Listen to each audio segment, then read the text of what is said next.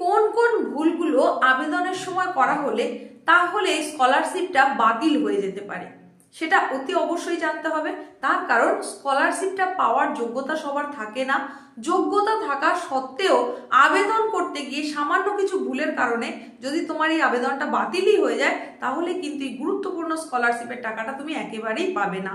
তাই উপস্থাপনাটা মন দিয়ে শুনে নাও এবং বুঝে নাও যে কোন কোন কারণে তোমার আবেদনের যে ফর্ম সেটা বাতিলও হয়ে যেতে পারে। তাছাড়া তোমাদের মধ্যে থেকে অনেকেই প্রশ্ন করেছিলে যে ইনকাম সার্টিফিকেটের ভ্যালিডিটি কতদিন থাকে, সেটা সম্পর্কেও জানিয়ে দেব। আরও বেশ কিছু গুরুত্বপূর্ণ তথ্য সমস্তটাই থাকছে আজকের এই ছোট্ট উপস্থাপনায়, তাই একটু মনোযোগ সহকারে স্কিপ না করে শুনতে থাকো এবং বুঝে নাও। অত্যন্ত খুশির সঙ্গে অত্যন্ত আনন্দের সঙ্গে তোমাদের জানিয়ে দিয়েছিলাম যে 2025-26 শিক্ষাবর্ষে Swami Vivekananda merit cum means স্কলারশিপের আবেদন প্রক্রিয়া শুরু হয়ে গেছে।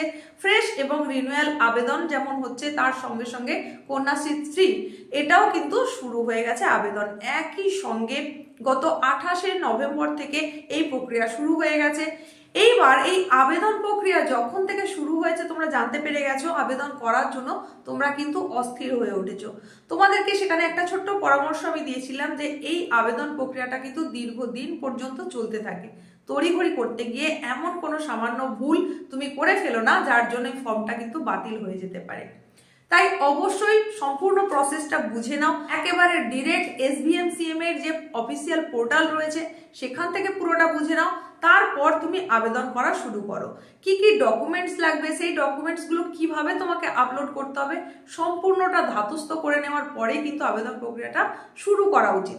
কারণ এই আবেদন করতে গিয়ে খুব সামান্য একটা ভুলের কারণে হয়তো তোমার এই আবেদনটা বাতিল হয়ে যেতে পারে, তখন আফসোসের কিন্তু শেষ থাকবে না। তাই এই সম্ভাবনা যাতে একেবারেই না আসে তার কারণে কিন্তু তোমাকে একটু সচেতন হয়ে যেতে হবে। কোন কোন ভুলগুলো তোমার দ্বারা হতে পারে সেগুলো একে একে আমি জানিয়ে দিচ্ছি।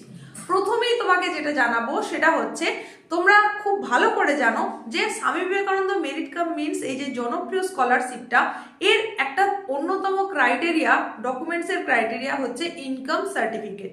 এই ইনকাম সার্টিফিকেট কার নামে হবে সেটা নিয়ে তোমাদের মধ্যে এখনো রয়েছে দ্বন্দ্ব দোলাচল। তোমরা এখনো বুঝে উঠতে পারছো না কার নামে হবে। এখানটা তোমাদের পরিষ্কার করে দিই, যদিও এর আগে আরো ভিডিও দিয়ে সেখানে তোমাদের বলে দিয়েছিলাম ইনকাম সার্টিফিকেট কিন্তু ক্যান্ডিডেটের নিজের নামেই হবে।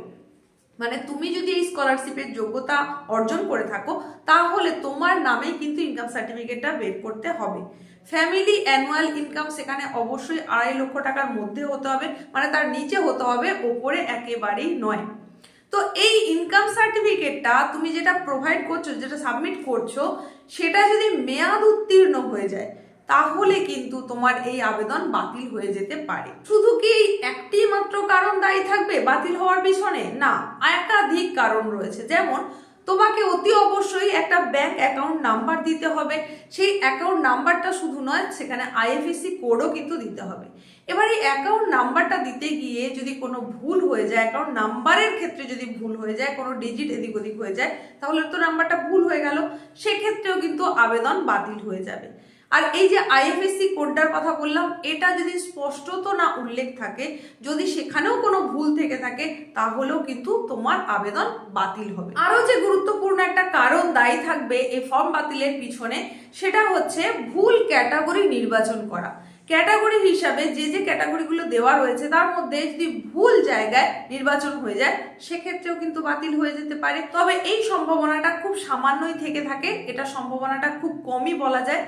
নেক্সট যেটা অতি গুরুত্বপূর্ণ সেটা হচ্ছে তুমি আরো যে ডকুমেন্টসগুলো আপলোড করছো সেই সমস্ত ডকুমেন্টসগুলো যদি পরিষ্কার না হয়, যদি সেটা অস্পষ্ট থাকে, তাহলেও কিন্তু ফর্মটা বাতিল হয়ে যেতে পারে। মানে তুমি যে মার্কশিট আপলোড করছো সেটার মধ্যে কোনো স্পষ্টভাবে কিছু হয়তো বোঝাই গেল না, কত নম্বর আদেও এসেছে সেটা যদি স্পষ্টত বোঝা না যায় তাহলে কিন্তু সেক্ষেত্রে ফর্মটা বাতিল হয়ে যেতে পারে। আরও যে গুরুত্বপূর্ণ বিষয় যেটা তোমাকে সাবমিট করতে হচ্ছে সেটা হচ্ছে অ্যাডমিশন প্রুফ। নেক্সট সেশনের জন্য তুমি যে অ্যাডমিশন নিয়েছো তার প্রুফটা হিসেবে তোমাকে একটা রিসিপ্ট কপি কিন্তু জমা করতে হচ্ছে, মানে সেখানে সাবমিট করতে হচ্ছে। এই জায়গাতেও যদি ভুল থাকে তাহলেও ফর্মটা বাতিল হতে পারে।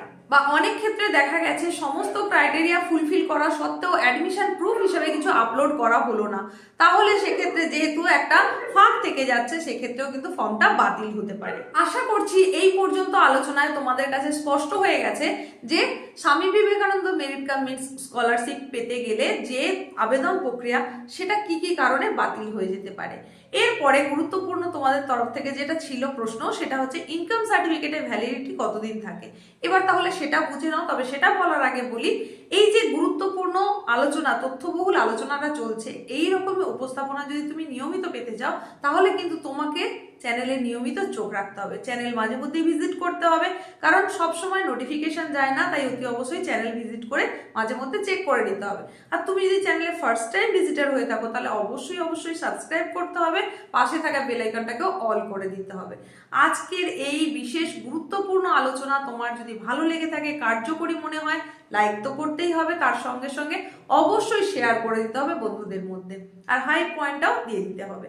এখন আসছি পরবর্তী আলোচনায়, ইনকাম সার্টিফিকেটের ভ্যালিডিটি কতদিন থাকে। একটা ইনকাম সার্টিফিকেটের ভ্যালিডিটি থাকে 1 ফাইন্যান্সিয়াল ইয়ার, অর্থাৎ 2024-25 তার জন্য, এই ফাইন্যান্সিয়াল ইয়ারের জন্য একটা ইনকাম সার্টিফিকেটের ভ্যালিডিটি থাকে। আবার 25-26 এই রকম একটা বছর তার ভ্যালিডিটি থাকে।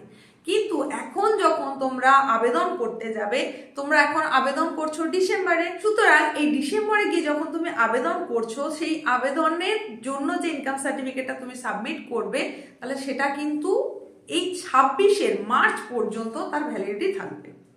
তারপর কিন্তু যদি গিয়ে তুমি আবেদন করো, মানে তারপরেও হয়তো আবেদনের সুযোগ থাকবে। 26 মার্চ কেন, তারপরেও আরো বেশ কিছুদিন পর্যন্ত আবেদনের সুযোগ থাকবে, কারণ এই আবেদন প্রক্রিয়াটা 6-8 মাস বা তারও পর পর্যন্ত কিন্তু চলে। তাহলে 2026 মার্চের পরে গিয়ে তুমি যদি আবেদন করতে চাও আর ইনকাম সার্টিফিকেটটা যদি এখন তুলে নাও, তাহলে কিন্তু তার ভ্যালিডিটি থাকছে না। ভালো করে বোঝার চেষ্টা করো। একটা ফাইন্যান্সিয়াল ইয়ার আমি যদি ধরে নিই 24-25, তাহলে 2024 এপ্রিল থেকে শুরু করে 2025 মার্চ পর্যন্ত কিন্তু একটা ইনকাম সার্টিফিকেটের ভ্যালিডিটি। আবার 2025 এপ্রিল থেকে শুরু করে 2026 মার্চ পর্যন্ত একটা ইনকাম সার্টিফিকেটের ভ্যালিডিটি হবে, মানে 1 ফাইন্যান্সিয়াল ইয়ার। সুতরাং তুমি কোন সময় ইনকাম সার্টিফিকেটটা রেডি করছো, তৈরি করছো, তার উপর নির্ভর করবে সেটা কতদিন পর্যন্ত মেয়াদ পাবে, 3 মাস, 5 মাস, 6 মাস, নাকি পুরো বছরটাই পাবে, এবং তুমি সেটাকে কোন সময় কাজে লাগাচ্ছ। আশা করছি এই সম্পর্কে তোমাদের ধারণাটা ক্লিয়ার হয়ে গেছে। পরের গুরুত্বপূর্ণ যে প্রশ্নটা তোমাদের তরফ থেকে ছিল সেটা হচ্ছে স্বামী বিবেকানন্দ স্কলারশিপের আবেদনের লাস্ট ডেটটা কবে। এর আবেদনের লাস্ট ডেটটা তোমাকে একটু আগে আমি জাস্ট জানিয়ে দিলাম, যেটা কিন্তু দীর্ঘদিন পর্যন্ত চলতে থাকে। 6 থেকে 8 মাস তো অতি অবশ্যই চলে, তার থেকে বেশি পর্যন্ত চলতে পারে, প্রায় বছরভর চলে বললেই চলে। তবে এতদিন পর্যন্ত তোমার অপেক্ষা করার কোনো প্রয়োজন নেই। সবে শুরু হয়েছে, কয়েকটা দিন বাদ দিয়ে দাও, তারপরে তুমি আবেদন করো। পুরো ব্যাপারটা বুঝে নিয়ে, সমস্ত ক্রাইটেরিয়া বুঝে নিয়ে তারপরে আবেদন প্রক্রিয়া শুরু করো। যাদের রিনিউয়াল হবে তাদের ক্ষেত্রেও বলবো যে কয়েকটা দিন বাদ দিয়ে তারপর তুমি আবেদন করো, যেহেতু এখনো দীর্ঘদিন পর্যন্ত আবেদন করার সুযোগ তোমার থাকছে। তোমাদের মধ্যে থেকেই অনেকে এর আগের ভিডিওগুলোতে এসে কমেন্টের মাধ্যমে জানতে চেয়েছিলে যে কারা কারা এই স্কলারশিপের জন্য আবেদন করতে পারবে, কি যোগ্যতা থাকতে হবে, বা কোন কোন কোর্সের জন্য অ্যাপ্লাই করা যায়। তো তোমরা যদি এটা জানতে চাও তাহলে আরো বেশি করে কমেন্ট করো, ডিটেলসে অন্য একটা উপস্থাপনার মধ্যে জানিয়ে দেবো। আজকের এই উপস্থাপনা যদি সেটা সম্পর্কে বলতে চাই তাহলে ভিডিওটা অনেক লম্বা হয়ে যাবে, তাই আজকের এই উপস্থাপনাটাকে আর বাড়াতে চাইছি না। তোমরা কমেন্টের মাধ্যমে জানাও যদি তোমাদের ওটার প্রয়োজন হয়ে থাকে। তোমাদের যত বেশি কমেন্ট আসবে তত তাড়াতাড়ি কিন্তু সেই উপস্থাপনাটা, বিশেষ উপস্থাপনাটা তোমাদের জন্য নিয়ে চলে আসবো। সে মতো এখানেই শেষ করলাম, দেখা হচ্ছে নতুন এক উপস্থাপনার সঙ্গে।